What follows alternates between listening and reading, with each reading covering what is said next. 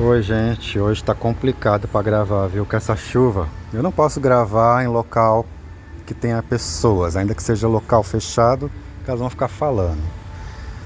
E também não posso gravar em lugar de muito movimento. Aí tá chovendo, tá difícil hoje para gravar, tem que ficar caçando um lugar. Aí a chuva começa, a chuva para. Tá desse jeito aqui agora. Tô num parque agora. Vamos ver. Tá chovendo, o parque tá vazio. Que é parque de skate, dentre outras coisas. Então, agora eu vou gravar falando sobre como que era a tortura psicológica com os parentes por perto, ou quando chegava alguma visita, quando chegava alguém de fora, ou vinha algum parente de longe para passar uns dias na casa da gente. Como que era? Rapaz, era do mesmo jeito, mesmo modus operandi que todo psicopata narcisista faz. Eles te tratam bem ou não te tratam mal na frente dos outros, quando eles estão fazendo as torturas psicológicas, né? Na fase da invalidação, não. Quando eles estão te invalidando, na fase do descarte, né? Eles te tratam mal na frente dos outros mesmo, que é pra você sofrer humilhação e tal. Mas quando não é na fase, um pouquinho antes da fase do descarte, eles costumam esconder, principalmente quando é um narcisista oculto, aquele que se mostra uma coisa para a sociedade, um homem de bem, uma mulher de bem, um homem de Deus, pessoas que vai na igreja. Existe um monte de psicopata narcisista cristão, tá? Meus irmãos mesmo são tudo pseudo-cristão.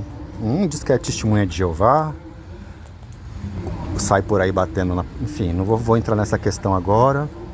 Não estou metendo pau na religião. Estou falando que eles são pseudo-cristãos.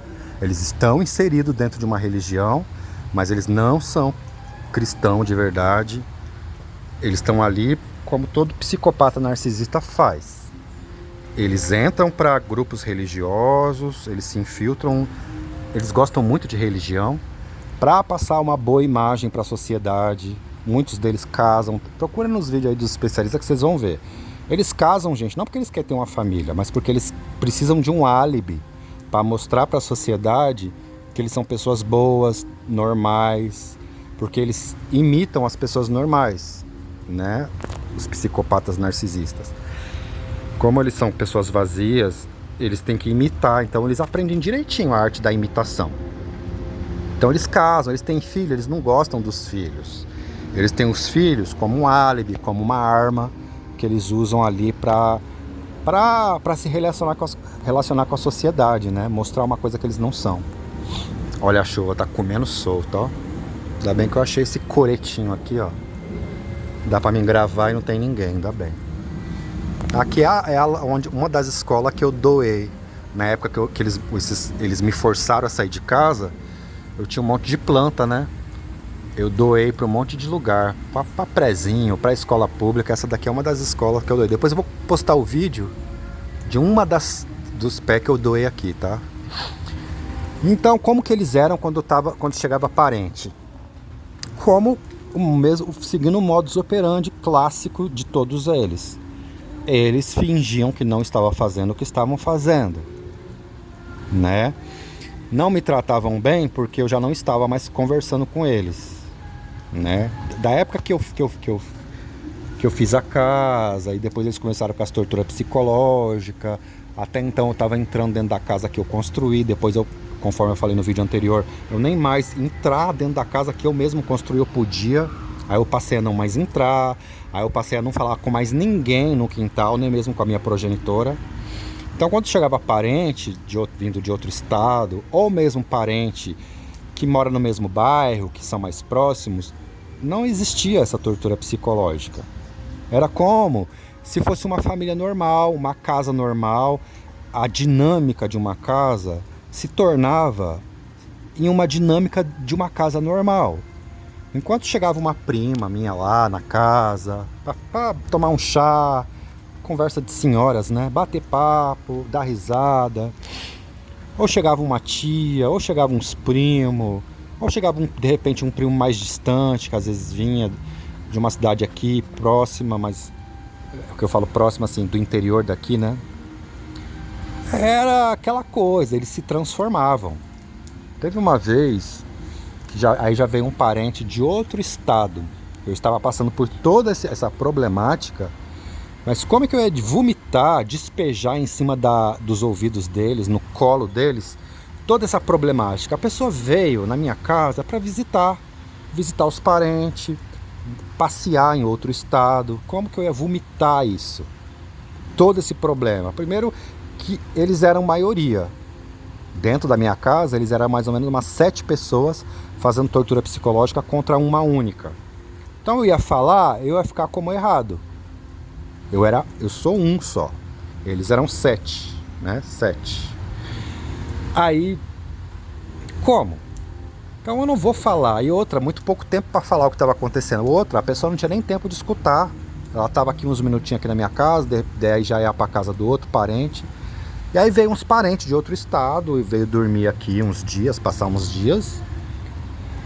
Eu percebi que eles tinham tipo um aparelho que eles colocavam, que eles instalavam exatamente em cima de onde eu dormia ou em cima de onde eu, conforme eu falei nos vídeos anteriores. Como eu ia me mudando, andando pela casa, eles tipo batia e de repente ele dava uma batida maior, pá! Era como se eles colocassem um aparelho, não sei se é alguma tecnologia, que é, que ficava exatamente em cima de mim, aonde eu estava no cômodo, mas principalmente em cima da minha cama. E eu passava tanto mal, gente, tanto mal. Não sei que tecnologia é essa, eu desconfio que não seja somente vídeo normal, seja alguma coisa a mais, porque eu passava muito mal. De repente até alguma coisa que agredia o meu físico. Por que eu tô falando isso? Porque meu ex-cunhado deixou escapar uma vez sobre uma pessoa que ele conhecia que tinha uma máquina antes dele começar essa tortura psicológica. Depois eu gravo um vídeo falando sobre isso. Que ele conhecia um cara que tinha uma máquina que enxergava através da parede. Ela usava uma tecnologia lá, depois eu falo pra vocês o que é e vocês vão me entender, tá? Eu gravo vídeo sobre isso. Então veio parentes, era como se eles tivessem desinstalado essa máquina. Porque uns dias antes do parente chegar, uns dias não, um dia, bem, eles ficavam com... Fazia questão de o maior tempo possível que eles podiam me torturar e ficar me vigiando, eles podiam. Mas eu percebi que um dia antes desse parente chegar, é como se eles estivessem desinstalando, porque eu não subia lá em cima, eu já não falava com eles. E mesmo que eu subisse, eles não iriam me receber. Porque eles ficavam basicamente com a porta fechada, com a janela fechada. Com medo do quê? Com medo de eu subir lá em cima e pegar o quê? Que tipo de equipamento que eles não queriam que eu visse que tivesse lá instalado. É como se tivesse alguma coisa instalado ali que eles não quisessem que eu pegasse, que de repente eu me injuriasse com aquela situação e subisse a escada de repente para ir tirar satisfação e eu acabasse vendo com meus olhos do que se tratava aquela tecnologia. Então as portas eram basicamente fechadas o dia todo e só abria quando ia no varal estender alguma coisa e fechava de novo. Então eu percebi que uns dias antes desse parente chegar, eles desinstalaram alguma coisa. E tanto é que eu parei de passar mal, né? Um pouquinho assim, deu uma melhorada. Aí chegou esse parente com a filha, com a esposa, né? Ficou ali uns dias entre a minha casa e a casa de um outro parente meu próximo aqui, dormia um pouco aqui, um pouco lá. Ou um dia ele dormia lá, mas as filhas dele dormiam na minha casa. Ficou assim. A casa, uma paz, parecia que nada daquele horror, nada daquele inferno, nada daquela coisa que eu estava passando, daquele inferno, daquele stalking, daquela tortura psicológica 24 horas por dia, de dia e de noite, não estava acontecendo. Parecia uma casa normal, parecia que o errado era eu que tinha fechado a cara para todos eles, que eu que não estava olhando para nenhum deles. Vai saber o que eles não contaram para esse meu parente que veio lá. Porque esse meu parente ficou mais com eles, né? Porque, querendo ou não, eu sou sozinho. Então não tem muito papo, até mesmo para conversar comigo. Eles têm esposa, filhos, aí a filha deles conversa com a filha do outro, então ficam mais entre eles lá. conversou comigo, conversou, mas conversou pouco. Meus parentes de outro estado nem sabia, nem passava na cabeça o inferno que eu estava passando, a prisão domiciliar, a tortura que eu estava passando dentro daquela prisão. E eu não tinha como eu contar, porque eles iam me invalidar, entendeu? Se eu falasse, eles iriam me invalidar. Imagina o que está acontecendo, essa coisa da cabeça dele. Porque é assim que fazem, os psicopatas narcisistas fazem isso. E aí ficaram aqui um mês dessa vez, né? Eu já estava passando os dias fora de casa, eu já não estava mais conseguindo ficar em casa, então eu saía de manhã, só voltava de noite, né? E pouco tempo que eu ficava com esses parentes, e é engraçado, é como se meus parentes já soubessem o que estava acontecendo, não a verdade dos fatos, mas a versão que eles contaram. Porque meus parentes poderiam chegar, você não está conversando com a sua mãe? Você não está conversando com eles? Nossa, porque eles poderiam falar, né? Qualquer pessoa normal vai estar na cara aquela situação. Que você não entra dentro da casa da sua mãe, que você não está conversando com a sua mãe, que você não está conversando com sua irmã, com seus cunhados, com seu sobrinho. Mas não, eles me trataram normal. Eles viram o que estava acontecendo, mas fingiram que não viram. É como se eles já tivessem vindo preparado para aquela situação.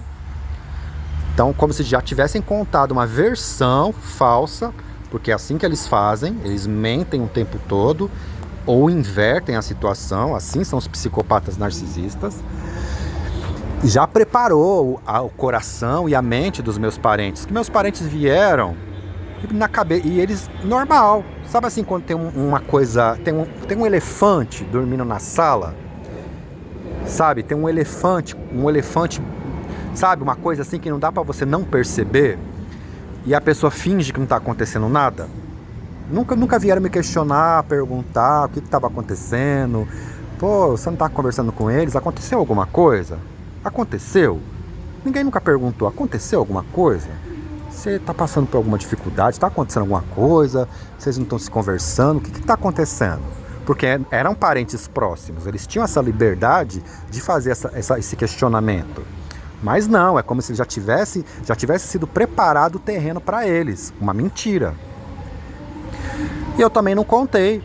Eu não vou contar porque eu percebi ali também que eles já tinham sido condicionados antes de vir para cá. Tanto é que teve um parente que ia trabalhar aqui em São Paulo, que a empresa tinha saído de lá, acho que não ia ter mais lá, sei lá, eu ia prestar um serviço aqui, ele precisava de uma casa para dormir. E os parentes lá do outro estado falaram, olha, não vai dormir naquela casa, vai dormir na casa de outro parente.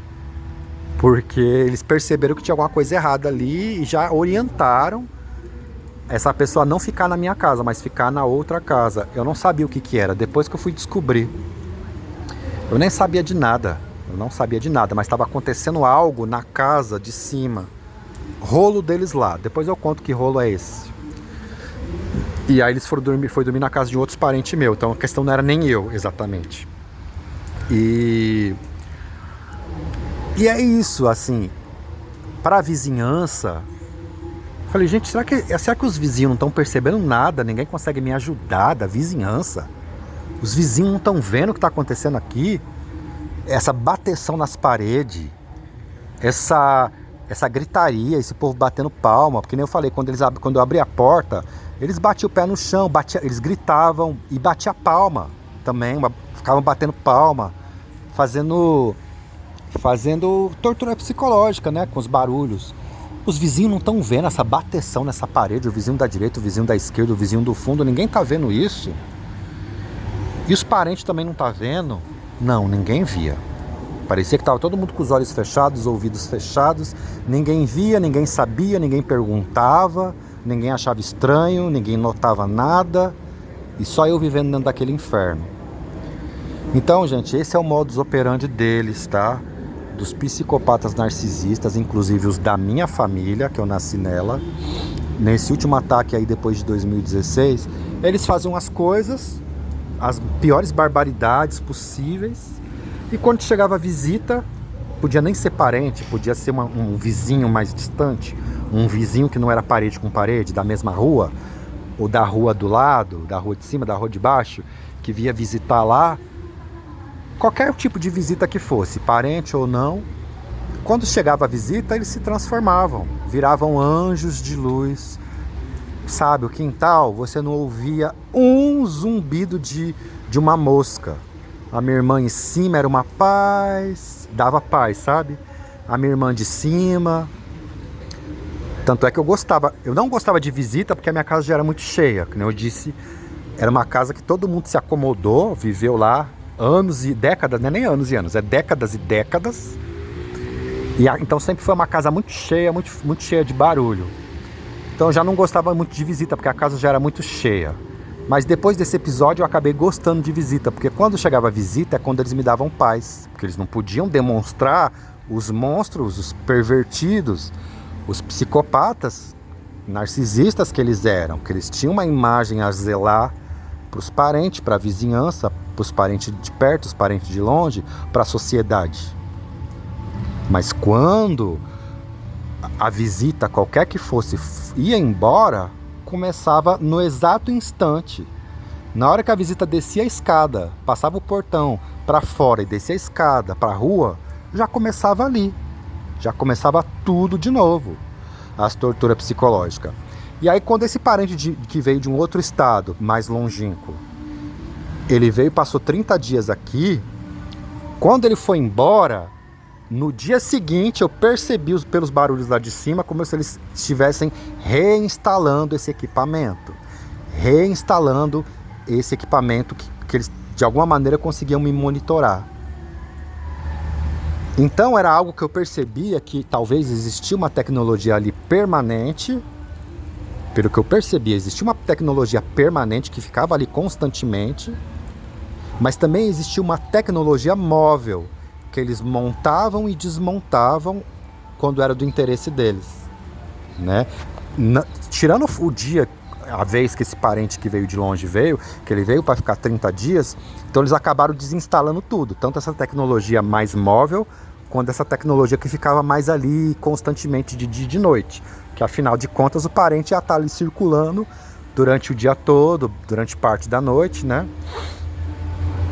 Mas depois que eles foram embora, no outro dia seguinte eu já percebi barulhos típicos de instalando alguma coisa, parafusando, instalando, colocando, encaixando, no encaixe, entendeu? Então é isso, gente. Depois eu gravo mais vídeos, tá? Eu tenho que aproveitar. Eu não sou youtuber, como eu disse. Eu não tenho esse negócio de ficar gravando um vídeo por dia.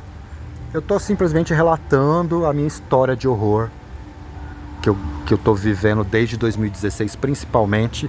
Tô dando algumas pinceladas aí do que acontece comigo desde a primeira infância.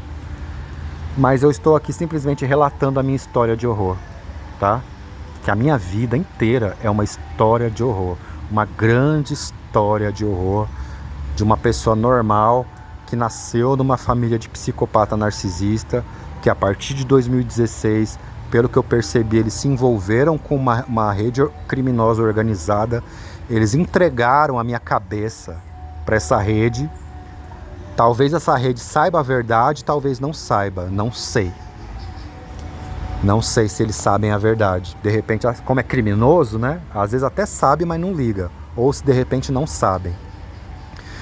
E só uma correção. Eu falei no vídeo anterior, isso aqui não interessa, mas só para corrigir, né? Como eu falei errado, eu vou corrigir. Que eles abriam as minhas cartas lá e eu fazia doação para a Unesco. Eu nem sei se a Unesco recebe doação, tá? É a Unicef que eu doava. Eu doava para crianças vítimas de crimes de guerra, que tinham os pais mortos na guerra, que eram órfãos de guerra. Eu fazia doação para a Unicef, tá?